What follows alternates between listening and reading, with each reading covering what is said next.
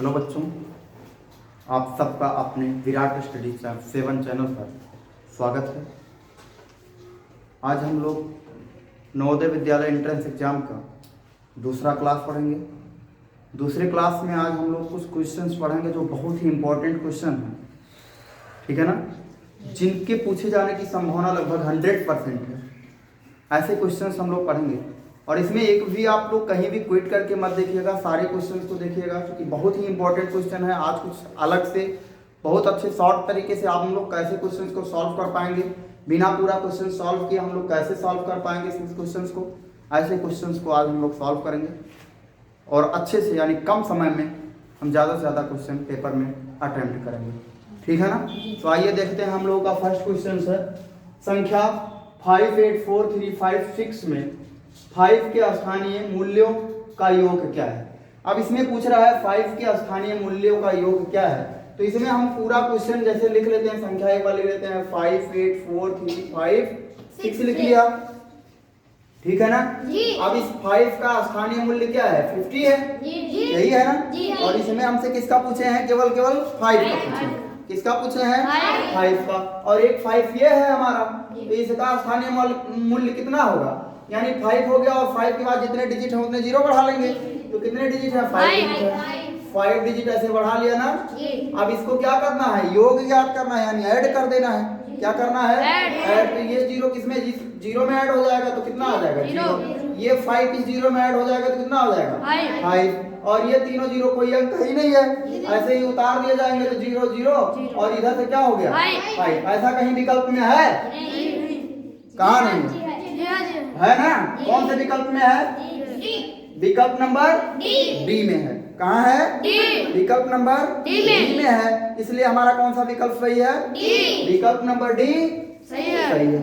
अब इस तरीके से हम लोग एक क्वेश्चन को ज्यादा 10 से 20 सेकंड में हल कर पाएंगे, हल कर पाएंगे ना जी। तो इस तरीके से फिर आगे वाला क्वेश्चन आपका सेम क्वेश्चन है। सेम क्वेश्चन क्या है, यहाँ पर देखेंगे संख्या हम लोग को दी गई है 4 8 5 4 2। इसमें संख्या क्या है, संख्या 4 8 5 4 2 में 4 के स्थानीय मूल्यों का योग ज्ञात करना है। इसमें क्या करना था, 5 के स्थानीय मूल्यों का योग ज्ञात करना था। इसमें क्या करना है, 4 के स्थानीय मूल्यों का योग ज्ञात करना है। तो यहाँ से 4 का स्थानीय मूल्य इसका क्या हो जाएगा, 4 0 हो जाएगा। क्या हो जाएगा, 4 0 हो जाएगा। यहाँ से फिर हम अगर इसको लिखेंगे, इसका क्या हो जाएगा, 4 हो जाएगा। और 4 के बाद कितने डिजिट बच रहे हैं, 4 डिजिट बच रहे हैं। तो 4 डिजिट बच रहे हैं तो क्या करेंगे, 4 0 बढ़ा लेंगे, समझ गए ना। अब यहाँ से क्या हो जाएगा, इसको भी ऐड कर लेंगे, तो ये 0 इसमें ऐड हो जाएगा तो 0, ये 4 इसमें ऐड हो जाएगा तो 4, यहाँ से 0 और ये 0 और यहाँ से क्या हो जाएगा 4। तो 4 0 0 4 0 है कहीं, 4 0 0 4 0 किस विकल्प में है, विकल्प नंबर सी में है। समझ में आ गया ना। आप लोगों को तीसरा क्वेश्चन दिया गया, देखो अंकों 7 2 4 8 तथा 0 से बनने वाली बड़ी से बड़ी 5 अंकीय संख्या जब एक अंक एक ही बार प्रयोग हो, तो यानी जब हम लोग क्या करेंगे, एक अंक एक ही बार प्रयोग करेंगे और हमको 5 संख्या दिया गया है और हमको सबसे बड़ी संख्या बनाना है। समझ गए ना, क्या बनाना है, सबसे बड़ी संख्या बनाना है। और किसी भी संख्या को हमको क्या करना है, रिपीट नहीं करना है। किसी भी संख्या को हमको क्या करना है, रिपीट नहीं करना है। तो जैसे हम लोग एक एज एग्जांपल एक ऐसे कुछ नंबर्स ले लेते हैं, जैसे मान लिया हमने ले लिया 2 4 3 ले लिया, या 3 नहीं 2 4 1 ले लिया, ठीक है ना। अब इससे अगर हमको बड़ी से बड़ी संख्या बनाना पड़ेगा तो क्या करेंगे, एक बार इसको आरोही क्रम में लिखेंगे, आरोही क्रम में लिखेंगे, और एक बार क्या लिखेंगे, अवरोही क्रम में लिखेंगे। किस क्रम में लिखेंगे, अवरोही क्रम में लिखेंगे। देखते हैं क्या क्या डिफरेंस आता है। आरोही क्रम मतलब क्या होता है, बढ़ते हुए क्रम में। आरोही क्रम का मतलब क्या होता है, बढ़ते हुए क्रम में। अवरोही क्रम का मतलब क्या होता है, बढ़ते हुए क्रम में। तो आरोही मतलब बढ़ते हुए क्रम में, तो जो सबसे छोटी होती है उसको पहले लिखा जाता है, फिर उससे बड़ी, फिर उससे बड़ी। तो इसमें क्या सबसे छोटा क्या है, 1। फिर क्या हो जाएगा, फिर क्या हो जाएगा, यानी इसको अगर हम लोग आरोही क्रम में लिखते हैं तो ये क्या मिलता है, 134 मिलता है, यानी 134 मिलता है। अगर हम इसको अवरोही क्रम में लिखें, घटते हुए क्रम में लिखें, तो क्या मिलेगा हमको, 4 मिलेगा, 3 मिलेगा। तो कौन बड़ा है, 431 बड़ा है ना, इससे बड़ा 134 से ना।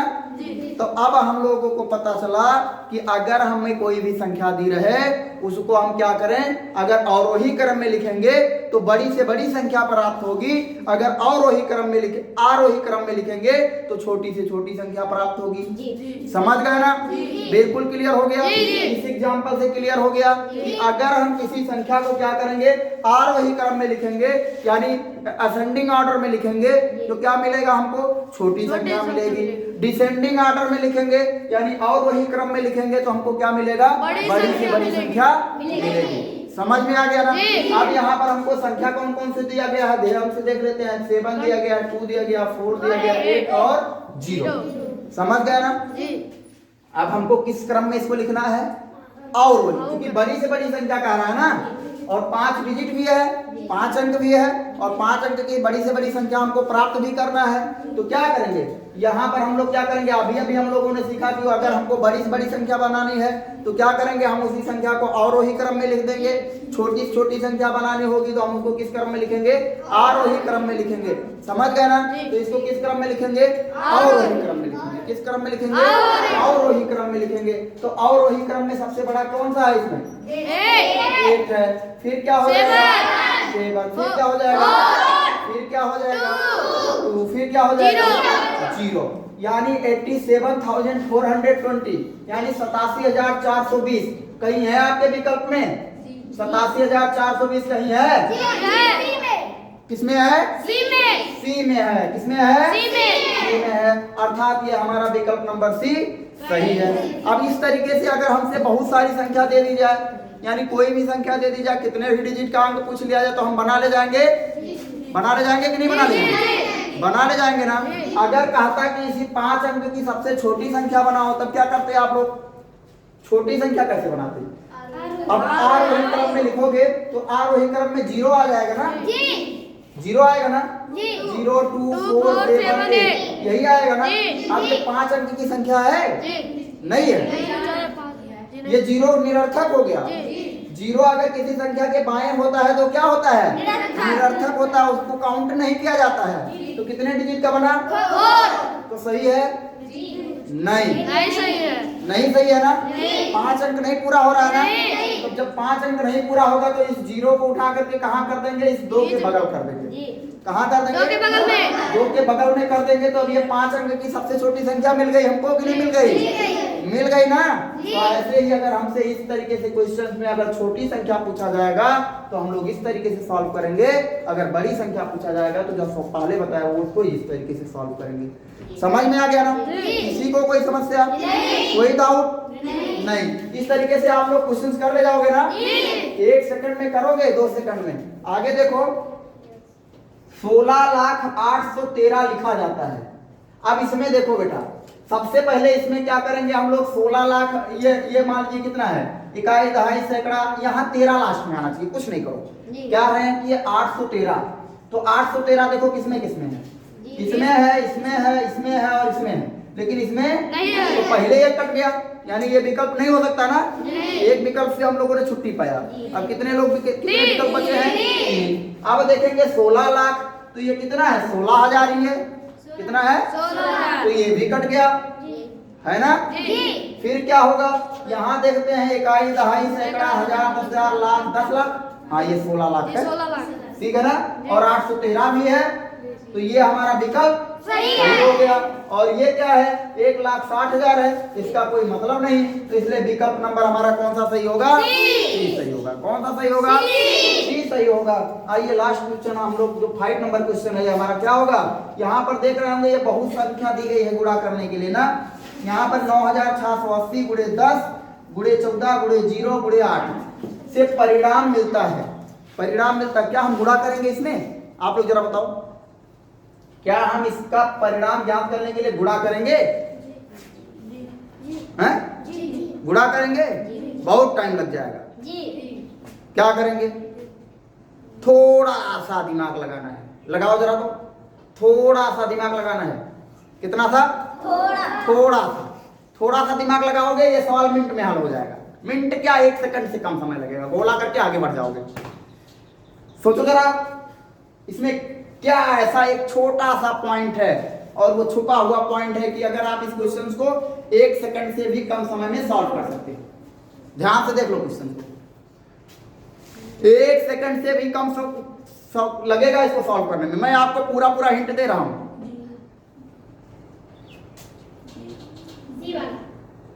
सी नहीं, कभी नहीं हो सकता। डी क्यों हो सकता है?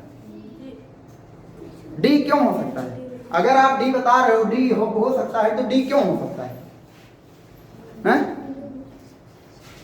बोलो बेटा, कुछ थोड़ा दिमाग लगाइए। कितना 9680 गुणे 10 गुणे 14 गुणे 0 गुणे 8, कुछ दिमाग लगाओ ना, थोड़ा सा हल्का सा दिमाग लगाओ। क्वेश्चन मिनट में सॉल्व हो जाएगा। मिनट से क्या करेंगे, मिनट ज्यादा हो जाएगा। मिनट में तो बहुत सारे क्वेश्चन ऐसे सॉल्व कर देंगे। हमको 2 सेकंड लगेंगे गोला भी करने में और क्वेश्चंस को देखने में भी। इसको पलक झपकते ही सॉल्व किया जा सकता है। इतना सारा मल्टीप्लाई करने की जरूरत नहीं है। नहीं दिमाग काम किया ना, क्लियर नहीं हो पाए आप लोग ना। चलो देखते हैं। ये इसमें एक 0 है ना बेटा, 0 है ना, और किसी संख्या में अगर 0 से गुणा कर दिया जाए तो 0 मिलेगा ना। तो यहाँ पर एक 0 है ना इसमें, तो इस 0 कोई भी संख्या हो, जब इसमें 0 मल्टीप्लाई कर दिया गया तो हमारा आंसर क्या आएगा? 0 आएगा, क्योंकि इसके बीच में एक 0 है कि नहीं है। अगर हम ऐसे लिखते, मान लीजिए 8 6 4 2 8 9 2 6 8 और इसमें हम 0 से गुणा कर दे तो क्या प्राप्त होगा? 0। बहुत बड़ी संख्या है, लेकिन 0 के आगे सब 0। समझ गया ना। जैसे ही आप 0 का मल्टीप्लिकेशन का चिन्ह लगाओगे तुरंत क्या हो जाएगा? 0। अब बताओ, इसमें जरा सा भी सेकंड का समय लगेगा? नहीं। लगेगा? नहीं लगेगा ना। नहीं लगेगा। क्यों? क्योंकि इसके बीच में एक 0 बैठे हैं और ये 0 क्या कर देते हैं? सबको एक साथ में क्या कर देते हैं? सबको 0 कर देते हैं और आंसर हमारा 0। समझ में आ गया सब लोगों को ना? बिल्कुल, बहुत अच्छे तरीके से। आप लोग चैनल्स को ज्यादा से ज्यादा शेयर कीजिएगा, ठीक है ना। फेसबुक, व्हाट्सएप, इंस्टाग्राम, जिस पर भी चाहिएगा, ठीक है ना। और चैनल्स को ज्यादा से ज्यादा आप लोग ज्यादा से ज्यादा लोगों तक पहुंचाइए और उसको सब्सक्राइब कराइए। कमेंट जरूर किया कीजिए, जहां कहीं भी आपको समझ में ना आया रहे वहां कमेंट कीजिए और उसको लाइक कीजिए, ठीक है ना।